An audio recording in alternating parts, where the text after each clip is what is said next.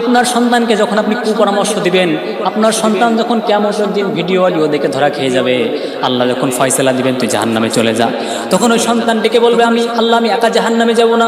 আল্লাহর কাছে আরো আরজি করবেন, রব্বানা আরিনাল্লাযাইনি আযাল্লানা মিনাল জিন্নি ওয়াল ইনসি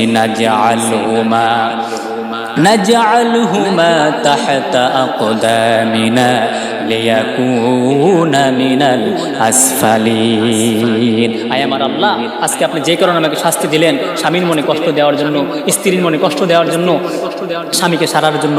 আমার মা আমাকে স্বামীর ঘর থেকে এনে আমার মা আমাকে কান ফোড়া দিয়েছিল, আমার বাবা আমাকে কান ফোড়া দিয়েছিল যে ওই স্বামীর ঘরে যাওয়া যাবে না, স্বামী ভালো না, ও স্বামী তোমাকে ভালো রাখতে পারবে না, এসব বলেছিল। আমি অন্যায় করেছিলাম। আয় আল্লাহ, আজকে যে স্বামীর মনে কষ্ট দেওয়ার কারণে আমাকে জাহান্নামে যাওয়া লাগতেছে, আমি ওই পিতামাতাকে না নিয়ে আমিও আজকে জাহান্নামে যাব।